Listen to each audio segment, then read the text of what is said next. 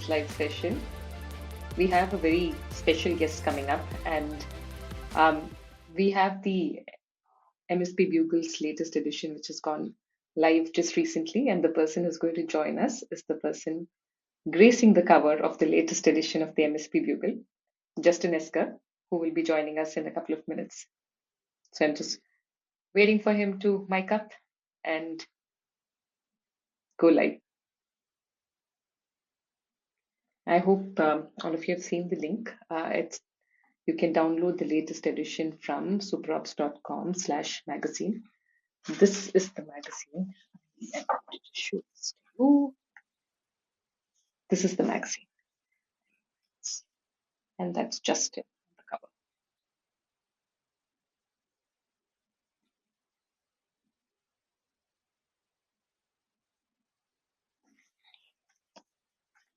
That's about 84 pages of a lot of MSP insights. There is, of course, a lot of MSP stories. There's Justin's story, which is, it's a roller coaster ride, if I may say so. And I'm sure Justin will speak much more about it. Justin, I was just doing the intro to you, Oh, nice. and I was showing the audience the cover. Look at that sexy guy. I have such a funny. Okay, so I have a really funny story about that photo That of me doing image. this. Yeah. I wanted to know the story behind that image. So I was at an event and they had this all started actually years ago. I went to an event. Peter Shankman is like a entrepreneur here in New York City, and he put on these events. And they had a person doing headshots, and everybody was like taking the same headshot. They would sit like very like this, whatever. And I just kind of just did this one day, and that would became my headshot. And then years later, so that was like 20. I don't want to say 2017, 2018. Years later, I was at another event and it was an MSP related event and they had a person doing headshots and literally every person was wearing a blue shirt and just standing like this. And I was like, I do something different. And so I did this one, but I also did this. And it was really funny because they had posted all of the headshots on their like Facebook group page. And if you scroll, because I did it earlier in the morning, so I'm towards the top, but if you scroll from the bottom up, it's just like person, and then just me like just, and it kind of just plays to the personality of that, like, because Exactly. I'm the only Mac guy there. Everyone else is a PC MSP. Not to discredit y'all, but like put a little fun in your life. And so it kind of just played into the personality of like who I am and Yes. that I'm different than everyone else. I also You was wearing, stand out. I was also wearing a sweater, like a gray sweater. Everyone else, I'm telling you, blue button down with their logo on their shirt, right? Just like this. I'm like, guys, I don't have a Have some fun. Corona. Like, relax a little. Jeez. Yeah. So that's how that photo. That's how that photo. Nice. The problem with that particular photo though is I've lost like 30 pounds since that photo. Since then. So like I need So to you take can a do new a one. before and after. Yeah, Yes. like I have to remember what that event was and hope that they have a person doing headshots again so I can take like an updated version of it. But yeah. But so that's why that's how that photo comes out. I got to admit, I saw when you guys posted the cover on LinkedIn the other day and you had me like animated it and I was like, this is the funniest thing I've seen in a while because it takes a lot to amuse me. This is second funniest thing I that's happened to me. First being that I don't curse a lot when I'm on shows like this. I do curse a lot in like my home life. I think cursing is a totally okay language in front of children. And I got bleeped on a podcast once. Like I said something, and they was at the end. It was like after the podcast, they did a bumper. They bleeped me. I had never been bleeped before, and I thought it was the Before. funniest thing I had ever heard. I didn't even care about the rest of the episode. I just kept replaying that part where they bleeped me. I thought it was the funniest thing. So like that, and then the me being animated in front of like on your cover. 10 Yes. out of 10, no notes. Love it. I am happy. I'm happy that we were able to amuse you. That's going to be up there for us. Yeah, it takes a lot. Yeah, it takes a lot Yeah. to get me to laugh like that. But I wanted to, now that you're here on the screen, I wanted to introduce you formally. This is Justin Esgar. He is the founder of virtual consulting and of the super popular ACES conference. I'm Radhika Nair, editor of the MSP Bugle, and this is the latest edition of the magazine with Justin gracing it extremely happily. So I think all of you should get a copy. And I'm really glad, Justin, you've given the background story behind that photograph. But I wanted to ask you, what does it feel like to be on the cover of a magazine? No, I think this is amazing. I want to say this is the first magazine cover I've been on. I got to admit, growing up, I didn't think the MSC Bugle was going to be the first one that I got covered with, but like I'll take it. Growing up in the 80s when magazines were super popular, right? You're like, maybe I could do like men's fitness or something like that. But no, MSP Bugle. So I'll take it. No, I think it's awesome. I love it. I also really enjoyed when I was reading it, uh, seeing a couple of my other friends in the magazine as well, right? I saw the whole thing, like, because Mark Coatman from Wingman is in there, and I got to give him a shout out. Uh, and then so he posted, and I was like, hey, looking good. He's like, you too. Like, it was just one of those things where it's just like the community of MSPs is so tight knit, and there's people who you could be friends with and people you're not. That's fine. But like when things happen to your friends like that, it's just amazing, and it's really funny to be able to like play off of that with one another. Um, and And everyone's seeing, so happy to support each other, right? That's yeah, something so unique about 100%. this community. Like I'm in Mark's book, and I've asked, and he's been he did one of our virtual shows for ACEs during the COVID years. And so it was just really funny to see that. And then I saw my friend George Blaine in there from Biz Tech Pro, who I literally was like emailing with like 2 or 3 months ago about something like work related. And it just so happens because he and I are in the same geographic region, whatever. And to see him, and so I sent him an email. I was like, dude, nice. I had an article in the Bugle. He's like, wait, they put that in there, and I was like, yeah. And then I didn't tell him that I was on the cover, and then he gets it, and he's like, you got a bigger spread than I did. I was like, yeah, No, of course. size doesn't matter, man. We're both in the Bugle. That's all that matters. But it's just really funny to see like friends of mine in the same issue. So like it was really touching, and it was like a really awesome moment. Yeah, and one of the things that I wanted to tell the viewers, the listeners, the readers of the Bugle is that you have really shared your life story, right? As an MSP, your highs and lows, and that's something again that I'm really grateful. Whenever I'm speaking to MSPs, one of the things that I always notice is that people are so willing to talk about not just their successes, but also their the moments that put them down, their failures, the lessons that they learned from that. And that's something that I've always valued a lot when I speak to people like you, right? So I wanted to ask you this: when you look back at your journey so far, right, what is that one pivotal moment that you would like to highlight? Probably starting, right? Like that, because I know it's a little cliche to say that. But the truth of the matter is I hate computers. I think they're horrible. My life would be so much better if I didn't have to do this. Um, but the truth is that, there's so many people I know that want to do things, not just MSPs. Like I help a lot of other businesses, and I kind of business coach a little bit on the side. And they talk about how I wish I could do this or I wish I could do that. Just go do it, man. Like just do it. And so when I first started in 2008, which was already like, it's ridiculous to think that that's 17 years ago. um I had gotten fired. It's in the article, right? Like I got fired from my job. I was supposed to go to Macworld. They didn't pay for it. They screwed me over. I spent my entire time texting my mom because I didn't have a girlfriend. I was like pissed, but I was pissed at the whole world. And I've always had that entrepreneurial spirit, so I always wanted to start something. And like the fact that I was able to start something like this, right? And to start as just virtual computers and then to grow it up to virtual consulting and to be able to say, like, I've had a successful app on the App Store and fought with Apple Magazine and Wired Magazine about it. I've written, I've written a business book. I've written a children's book. I wrote an adult coloring book. I've started stupid t-shirt stores. I've dabbled in hardware. I've dabbled in software. I got out of software. I got back into software. I went on speaking circuits. I started a conference. I started acquiring other businesses. I'm now doing like all these different things. You know, None of that would have happened if I didn't like take step one. So it's like really easy to look at somebody's journey and be like, oh my God, how do you do all the things you do? Uh, it's just a crap answer, but like I just do, right? Because like I want to do, like I love to work, which is the weird thing about it, right? Like, what are you happy about? What do you want to do? I want to work. I want to help solve problems because I think one of the things, especially in our industry as an MSP, right? We love solving problems. We love puzzles. I mean, I hate doing like actual puzzles. I'm terrible at them. But like figuring out, should this go this way or that way?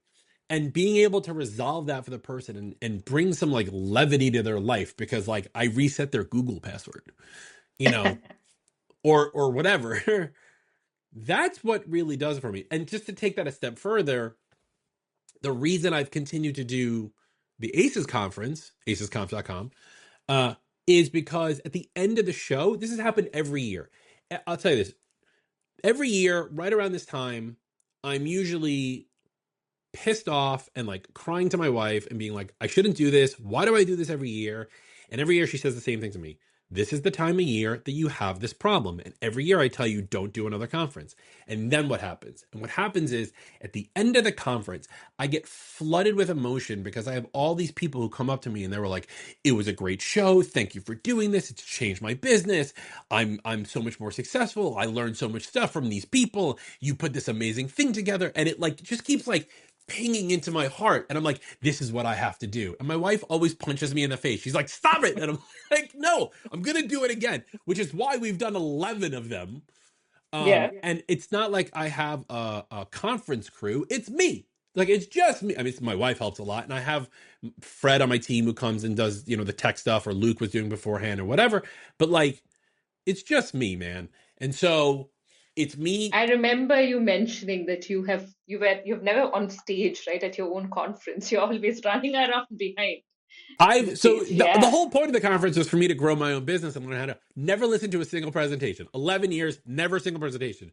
Because if let's say you were on stage doing a presentation, I would be in the back getting water, going to the bathroom, checking the air conditioning, seeing if the food's ready, seeing if getting the guys in the back who are not listening to your presentation to shut up so other people can listen to your presentation, checking in with my team, checking in with my wife, going to make sure that the sponsors are happy, making sure that sponsor's table is clean, cleaning off this table, getting the food prepped, asking the person who's in charge how to deal with this, yelling at someone else outside, being like, you got 5 minutes before you're on stage. By the time all that's over, you're done. And then I got to Done. get back up on stage and be like, that was a great presentation, wasn't it, everyone? I have no idea. I have no idea. That's the truth of all of us who are organizing events, right? That Yeah, the you have no idea. Running back and forth to make sure you have the latest version of someone's presentation on the presentation machine because they heard something in the presentation before their presentation, so they wanted to update their slide deck, is by far the most stressful thing I've ever had to do in my life. It's so annoying. Yeah, yeah. But you are saying how, it's those little moments, right? And that's something that you've mentioned that we have called out in the article as well. It's those little moments when people come and tell you that this changed my life, that this conference, which you started out on a almost a whim, if I may say so, that has changed the lives of people. And I'm sure that's something that is one of the highlights of your journey so far. One of my fondest memories of doing the conference, and yes, I did kind of start on a whim, true. I'll backtrack. When I was going to these other conferences, I would meet these consultants, and this is 2013, 2014. I'd meet these other, and there weren't a lot of Apple consultants at these other conferences, and they were more for like administration, right? Like, and yes, I know I'm a Mac person, so PC people you can hate. I look forward to your tweets and emails. But it was like how to deploy a printer to 400 devices with a terminal command, or like the beginnings of profiles and things like that. And I didn't need any of that. So there weren't a lot of consultants there, and I would start asking them like, how do you do tickets? How do you handle this? And no one had a good enough answer, which is why I started the conference. But one of my fondest memories, I'm going to give a shout out to my friend Brian Best, who is by far the best Brian. Um, it was the end of our fourth year. And up until then, I had only done the conference at a hotel. So we were in New Orleans, Austin, Phoenix, and this year we were in Baltimore. And the reason I did Baltimore was we had been losing money year over year. And I was like, Baltimore is somewhere I can drive to. I don't have to fly. It'll be cheaper. I can bring my staff. And I remember the conference was done, and I was sitting on the sidelines, and my team was cleaning up, and I was crying. And like, I admit that I cry a lot, which is weird for a 45-year-old man, but it's fine. I'm in touch with my emotions, and everyone should be too. Okay, so anyway, I'm sitting on the sideline and I'm crying, and my mother-in-law is there because we were going to go visit my wife's brother lives near Baltimore, and she's like, "What's wrong?" And I was like, "I can't keep doing this. I was losing money year over year, but I was seeing how happy everybody was, and I was getting all of that positive emotion." And my friend Brian comes over to me and he goes, "What's going on?" And I was like, "We're losing money hand over fist. I can't keep doing this, and I don't want to be a failure at this conference." And Brian's from Kansas City. And if anyone knows anything about people from Kansas City, they love Kansas City, like hardcore. And if you ever get a chance to talk to Brian Best, everything in his background is Kansas City Chiefs. Like he only cares about. So he said, "Come to Kansas City, we'll make it work." And so we went into 2019 and it was going into our 5th year. And Brian has spoken at every event. He promised me he would wear a tuxedo. It's actually, I think a photo is in the Bugle, is a picture of me and him in the tuxedo there. Let me see. I'm going to scroll. Yeah. That's him. That's him. And that's in Kansas City. And we went to Kansas City and we had it at a wedding venue as opposed to like a hotel, because wedding venues have nothing to do on a Tuesday and Thursday. So they gladly would take our business and for cheap. And it worked. The conference worked. Like it did two things. It made people happy and I made some money, which is really kind of what I care about. And But like that moment where Brian was there at the end of the conference and he like gave me a hug and he's like, "We'll make it work and we'll do it together." Like that's a defining moment for me, right? Being in this industry, I talk a lot about this a lot, is like everybody believes they're on their own little boat, their own little island. And the fact is like we're not. The Apple Consultants Network, because that's what I'm a member of, is a better representation of this than I think on the PC side, only because of the way it's built. But like we're not individually on these islands. Like we have a community. We call our someone else on another show coined this term co-opetition, right? We co-op, we work together. Sometimes I will give business to someone else, sometimes I'll work with them. At the same time, like they're my direct competitor. But and that's Brian. Brian is a friend and a colleague, and he's spoken at every ACES. But like Brian's in Kansas City and I'm in Columbia, Missouri, with one of my teams are. And that's like a 2.5 hour, 3 hour difference in time. So we could technically be competition to one another and be handling each other's customers. We don't out of friendship, but like those are those moments where like you have a friend who's in your industry who knows where you're coming from, because that's another thing, right? Like I can't talk to my like home friends or like my friends I know around town because none of them are MSPs. They don't understand. They understand the business part of it, but they don't necessarily understand the nuance of like this server crashed again at 3 in the morning and I don't know why and whatever. Like, so having friends in the industry, somebody like Brian and whatever, those moments are what really do it for you. So like in that moment of pain and anguish, to have somebody like that come and be like, "We're going to figure this out together," really, like, I did something right to move that thing. And we did. So we did it in 2019 and we made money. And then COVID happened and everybody got screwed. So I and always joke that I blame and I Brian for can't COVID. believe it's been 5 years since It's been 2020. Yeah, I five know. years. Yeah. How Our time flies. But our yeah. 2020 show, this is true. Our 2020 show, we were going to go to Atlanta and we had to make the call because our show was in May and obviously lockdown was in March. And so we made the call. We're going to go virtual. And so we said to everybody, "You know what, guys? We'll just do a virtual show in April and then we'll come back together in October when all of this blows over," because nobody knew. Yeah. And then we did 4 more virtual shows. Finally, This 2024, we were back in person. And then this year, we're going to be in person just in a yeah. couple weeks in Yeah. Austin, Texas. In Austin, Texas. And And you what are guys the will be there. dates? Yes. And what are the dates? May 6th, 7th, and 8th for attendees. Yeah. So we have some really cool stuff planned. But yeah, those are the defining moments. And like, you have to, I don't know, going back to your original question, like, how do you do it? Like, you just do, like you said it. Like, I started the conference on a whim. Like, my app that I created years ago, like Sign My Pad came about because I was using, this is going to be a gross story. I was using my iPad in the bathroom because that's where you use it. And I was literally playing with like a painting app, and I was like drawing my name over and over again with like a little heart over the eye because I'm a child. I was like, if I could sign my name to this, I can sign work tickets, which is what I had at the time, and paper and all whatever. And so like that begat this like storyline to create this app, which then started everything else. Like it's just, if you have an idea, it's so easy, especially now. This is because I was doing Simon Pad 14 years ago. It's so easy today to like go get those ideas made. And I truly believe MSPs, the ones who are not in it for like a lifestyle business, the ones who are in it to like actually have a business and understand there's more things than just the computer part, that entrepreneurial spirit. Like I know so many of them that are so just like sitting on ideas because they just don't know what to do. Like go on LinkedIn, go to Upwork, find someone who can help build something, find a designer who could, like, I wanted years ago, I wanted to create a Thunderbolt dock, which never existed at the time. I wanted to do it for, oh, sorry, not a Thunderbolt dock, a Thunderbolt switch, because I wanted to use Thunderbolt technology on a Mac to do networking. I'm not an engineer. I am far from Tony Stark. Like, I'm not at all.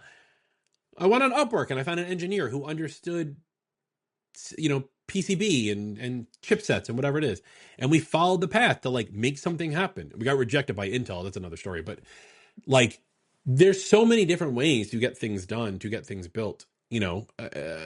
There's nothing stopping anyone except themselves, and I feel like a lot of MSPs need to push past that. And now with AI, there are so many tools out there, right? That you can just, yeah, in a day or two, you can get like a working model done. We had a hackathon recently, and our engineers created working models in a day or two. My That was son really brilliant. wanted to create a superhero, so we used ChatGPT to like design the superhero and make like a comic book cover, and it looks so good that I'm talking to a friend of mine in LA to be like, "Can we make this real?" And he's like, "Kind of." Like it's, you never know. Like you have to try and give it like you have to just go for it. So my next question was going to be, what's the biggest lesson that you have taken away from your journey? But is this exactly what No, the the biggest biggest lesson lesson would is be? don't start a conference. Because they're Too horrible. late for that. I know. I've always said that I was going to write a book on how to start a conference, and it was going to be one page, and it was just going to say, Don't do don't. it. Yeah, like, don't.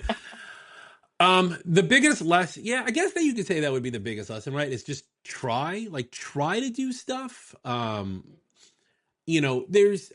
just got off the phone with somebody. I was just talking to somebody on Zoom, who's someone who lives in England, and he had a really good perspective on the fact that like he doesn't want to grow his business because he wants to spend time with his kids. And I was like, that's really mentally healthy of you. I don't like my kids, so I'm fine with doing stuff for my work. I'm kidding.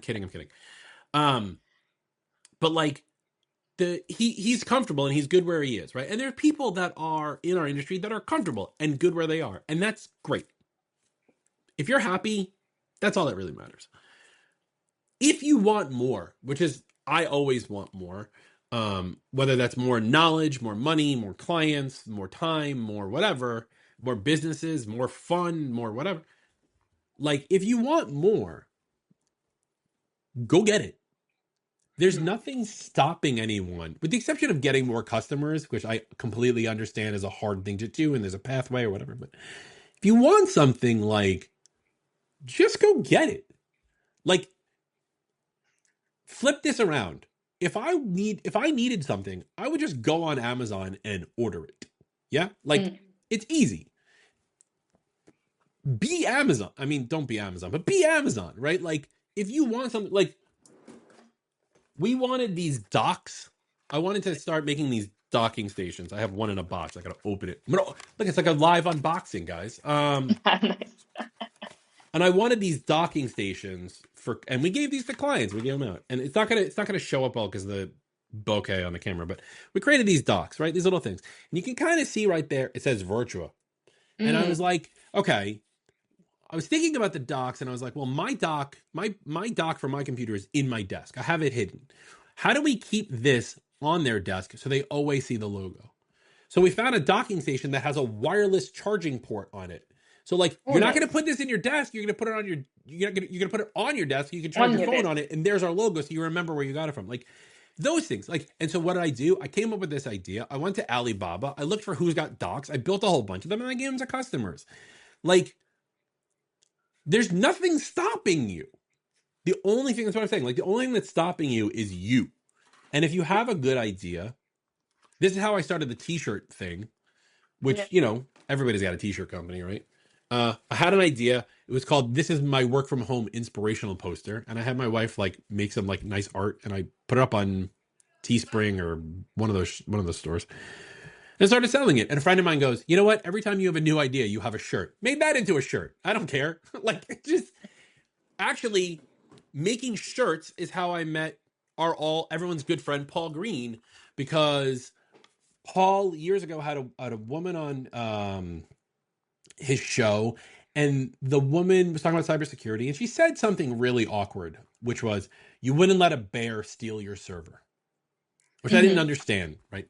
So I whipped up a T-shirt of a picture of a bear stealing a server, and I sent the graphic to Paul, being To like, "Hey, Paul. like you don't know who the hell I am. Love your show. Listen to it every day on my daily walk. Here's a T-shirt I made in honor of you." And we became good friends. I've been on his show now like 4 times, right? Like I think I'm in one of his books. Like we talk all this. I had his number one. By the way, I had episode 100, which is one of my episodes. We had his number one spot for like the longest time. I finally got Wow. dethroned. I was really mad. But like Paul and I are friends. Like I email Paul all the time. I literally send him a picture of me holding a copy of his book, and then I had Right. ChatGPT turn me into a Lego. I'm sure it'll show up on LinkedIn at some point. But I was like, you should totally use this. This is amazing. But like, this is what I do. I just send him stuff, and he sends me stuff. It's like, because I made a T-shirt. And Took shipped it to four him. seconds. I should ask him if he still has that T-shirt. I don't think he ever bought one, but that's because I don't think the website ships internationally. But maybe, who Ah, knows? I see. Okay. But yeah, like So, just go do something. Do something more. yeah, yeah. You sound like the brand ambassador for Nike Yeah. now. I'm like channeling my inner Brian Best on it. Yeah. Um, So what next for you? a nap. Not in the short term, not like what's immediately. what's next for me? Next for me is a little bit, honestly, it's a little bit of settling. We attempted a couple of things over the last couple of years. Some worked, some didn't. Um, and the things that didn't took a little bit of a hit. So we're trying to just, bounce back from that. We attempted to do a conference for nonprofits around technology. That didn't work. It didn't play right. It didn't work right. And like, okay, we took a shot, didn't work. It's fine. Learn some valuable lessons from it. So this year, 2024, or so 2025. Oh my God, I don't know what year it is. It's already a quarter of the way through, and I'm like, oh yeah. Yes. The problem is, you know what it is? I don't write checks anymore, so I don't have to write the wrong date on a check like we used to do back in the years. But this year we're really focusing on growth without expansion is the terms that I'm using internally with our team. What can we do to better our offerings, better our serviceability, better our client deliverables, things like that, without necessarily expanding the business? Meaning, like, I'm not looking to acquire anyone this year. Don't get me wrong, I will if something comes up and it works out, but like that's not in my game plan. Um, Not my game plan, intensely. my game plan this year isn't to like create a new product as of just yet. My game plan for this year is to like really hone in and focus on the two pillars of our main business, which is consulting, and we have a service providership, and make them like super efficient, super have like amazing excellent like experience for our customers, have the deliverability be like top notch. Like I joke around about this a lot, but a lot of my friends have heard me say this. Like, I want to take all of my friends out of business. Like, I want to be the only Apple consultant that there is. The only way to do that really is to be not just this much better, but this much better than everyone else. Because, like, truthfully, and I say this a lot in our business, if you want to be better than the next MSP, this much is all you need to do. It's like not a whole lot. But like, if you want to be great, if you want to be amazing, if you want to be the top dog, a lot more. So we're really honing in, focusing on that stuff. We've spent a good like 6 to 8 months working on our EBITDA, which I don't understand still, but my accountant does, which is all that matters. Yeah. We've been trying to build out our profits, and do things like that. On a personal note, I am trying to do more speaking, so you'll see me in engagements, a couple more engagements this year, both Mac and PC. Um, so not just my conference, but other ones. And just trying to provide more to the whole MSP community. I have the All Things MSP podcast with Eric that comes out every week. I'm going to be speaking at, I want to make sure I get the name right because I always get this backwards. Because you know what the problem is? Everyone's in the channel. Channel Pro Network. I'll be speaking at Channel Pro Network twice this year. And I'm sure there'll be other things that'll come up over time. I'll probably be in Mac admins again. Like, I want to keep just giving back to the MSP community as a whole, because that's what like does it for me on like an emotional and like well-being scale. Like, yeah, I'll fix a computer every now and then. Like I said, I'll reset your Gmail password or whatever it is. But like, doing that doesn't do it for me. But like things like this, being Yeah. live, um, maybe it's just You my enjoy ego. this. Yeah. I love doing this stuff. I love talking, mainly because I like hearing myself talk. If anyone's watching this, like, I haven't shut up since this thing started. Like, you know. So yeah, that would be it. That would be like focus, honing in the business, sharpening the edge there, whilst also like building out my own personal brand, which I think is massively important for MSPs. Yeah, true. So when you did mention a few things, right? Like one right now that you mentioned about the personal brand being an important part for the MSPs. You also spoke about, just going and doing what you are want to do. But if you had to pick, say, three things as advice that you want to give to your fellow MSPs, what would those three things be? What are the three things I want to give to my audience, you mean? Yes, to the MSPs listening, the three things. To other MSPs. Okay. This is a tough one because I can only ever think of one thing at a time. Okay. Yeah, don't start a conference. No, I'm just kidding.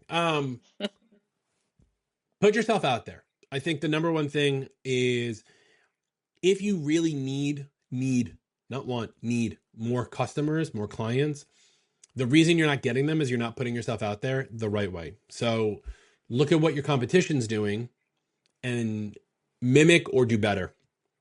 If you are on a list, if you're in some sort of search categorization that has a chance for reviews, get more reviews. Ask for those reviews. A lot of MSPs are introverted and we fear asking people for things, but you have to, I know it's hard, right? But like, you have to break through that a little bit, because you have to be able to ask for those reviews, whether they're on the Google, in your Google business locator. For Apple, we have the Apple consultants locator. Like, when I help other Apple consultants, they're like, how do I get more business? And I go look at their consultant locator profile and they have like one review and their nearest competition has 15 reviews. I was like, get 20 reviews, just be more, right? So like, you have to get out there and you have to ask for that kind of stuff, especially if you need more customers. So that'd be one, get out there. My second thing is, knowing more tech doesn't make you a better MSP, right? I know people who would rather go to a technical conference and learn every intimate detail about how to use some mobile device management software that maybe they'll never use, because they want to learn all of that nuancy crap, but don't have anywhere to apply it to because they don't have the customer base to do it. So there is a striking balance between learning tech and learning business. But if you upset that cart and you're like, I'm all in on tech, you're gonna forget the other pieces of your business, and then you're no longer an entrepreneur or business owner. Now you just might as well get a job somewhere. Yeah. Um, so like, do understand that there's more than just technical, right? As the MSP owner, it is very hard to know how to do marketing and how to do management and how to do finance and understand again what EBITDA is. But the those and we always go like, oh, I'm wearing all these different hats. You're not. You're wearing Yeah, a hat. You're wearing owner hat. Owner has to do all of these things, especially if you're like a 2, 3, 4 person business. If you're a 20 person business, you can probably break up those roles. true. But if you're a 2, 3 person business in middle America or whatever, like you have to know how to do those things. If you don't know how to do those things, go learn how to do those things. Because again, understanding how to write the world's best terminal command to look for a needle in a haystack is going to not help you. So that would be my second bit. My third piece of advice is um, get a coach. Get a business coach or a therapist, but preferably a coach. Get a business coach and get a business coach who doesn't know MSPs, doesn't know what IT stuff is. Because, and don't get me wrong, I happen to be a business coach, and if you want to hire me, sure, I'll be your business coach. But the reason I say to get a business coach that doesn't know the MSP stuff is when you're in the industry, it's very easy to skew your answers to be related to the industry, right? So I have people who come to me and ask me like business advice, and I'm like, here's what you can do from like within the industry. But when you have a business coach, um, and I'll give a name in a second, who's outside the industry, it brings a much different perspective on things because business is business, right? I've said this before, like the conference that I host, you can apply it to plumbers and doctors and magazine editors or whatever by just changing a few words because business is business, right? You have to understand the pillars of running a company. So if you have a business coach that's not in the industry, it does help because they will have that semi-unique perspective because like it's not the answer isn't like compliance or security. It's, doing this other thing. So my business coach, I'll give everybody, is Melanie Curtis. She's a speaker at our conference. You can check her out, melaniecurtis.com. World record skydiver, professional coach. She's amazing. And like the reason I love working with Melanie is I'll tell a quick anecdote. The last couple of weeks, things have been kind of rough. Like I had to go to California. I got sick. I came home. My wife had to go to Singapore for 2 weeks. I was home alone with the kids. And then as soon as my wife came home, I had to go to Florida for a couple of days for work. So like, it was like a month of when your schedule is upset for a month, nothing works, right? Like I stopped working out and I wasn't eating as well and I couldn't get my work done and like whatever. And so I texted Mel and I was like, hey, I need you to light a fire under my ass. Mm.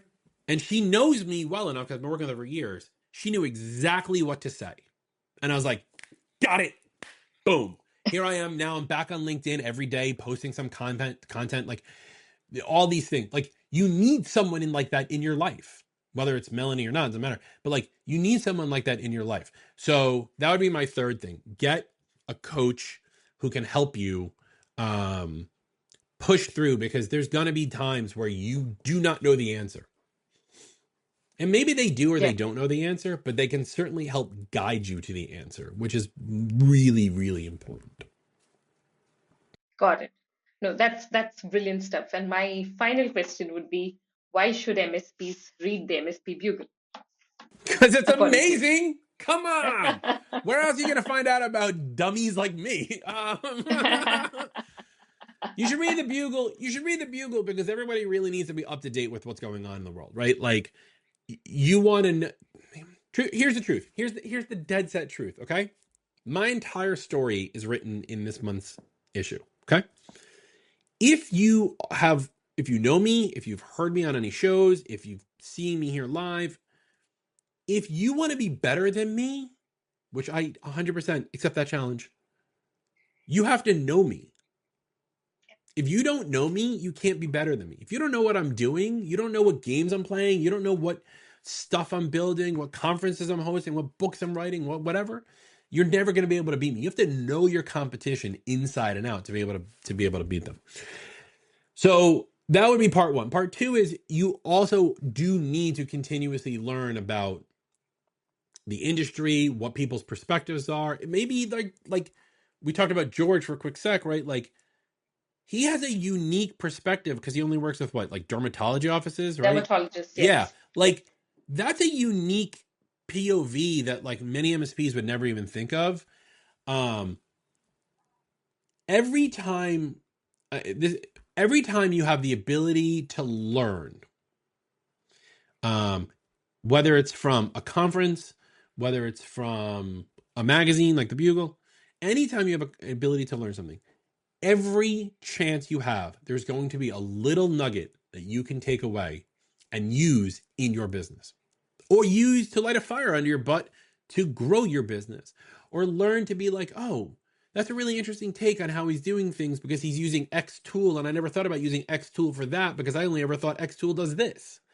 Like, you have to always be open, especially as someone who wants to grow. Like if you're a business owner who wants to grow, if you're an MSP who wants to grow, you have to be okay with learning and pulling out these little nuggets, because every one of those things will push you forward.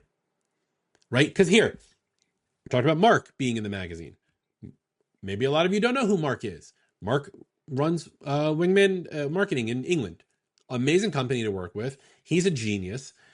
He's very articulate, very posh. Love him. You don't know who Mark is. You should. You should know who he is. Read the magazine. You find out who Mark is. And then you reach out to Mark and you say, hey, I saw the cover with Justin. He looks handsome. Saw you in there. You look better. And he'll be like, yeah, of course, because I look better than Justin. And then you'll start a rapport with him. And then, you know, the next time he writes the big book of MSP secrets, or what I forget what his book is called, something like that, you know, volume 3, maybe you have a chance to be in there and you can build up your own brand. Like, there's always reasons to be learning and listening. And especially, guys, the Bugle is free. Go download it. It's not like it's costing you $20, right? Yeah, Every chance you have to learn, go and learn something. brilliant. And on that note, thank you so much, Justin, for joining us and for sharing your story with us. That's extremely valuable. And best of luck to you. Best of luck for the conference that's coming up. And I hope it doesn't.